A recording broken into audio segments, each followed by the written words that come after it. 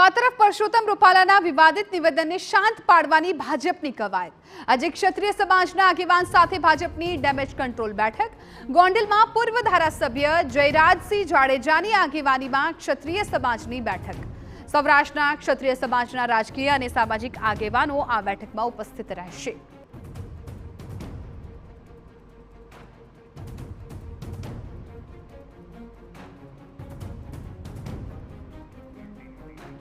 તો પરસોત્તમ રૂપાલા સામે વિરોધ યથાવત છે। સુરેન્દ્રનગરમાં ક્ષત્રિય સમાજના મુખ્ય કાર્યાલય બહાર તેમનું પૂતળા દહન કરાયું। મહત્વનું છે કે હજુ પણ ક્ષત્રિય સમાજમાં ભારે આક્રોશ છે। તેમની માંગ છે કે રાજકોટ લોકસભાની બેઠક પરથી ભાજપ ઉમેદવાર બદલે। જો નહીં બદલવામાં આવે તો ઉગ્ર વિરોધની પણ ચીમકી ઉચ્ચારવામાં આવી છે। આજે 2-4 દિવસ થઈ ગયા, હજુ સુધી કઈ કાર્યવાહી કરવામાં આવી નથી। એટલે આજે અમે એનું પ્રથમ પુતળા દહન કરવાની શરૂઆત સુરત ઝાલાવાડની ધરતી ઉપરથી કર્યું છે। અને આ રીતે જો આવી વ્યક્તિ કે જે કોઈ સમાજને એક સમાજ સાથે ભરાવાની, એક સમાજને નીચો ને ઊંચો કરવાની વાતો કરતો હોય ચૂંટણીના પ્રચારમાં, એવી વ્યક્તિને કોઈ પ્રજાના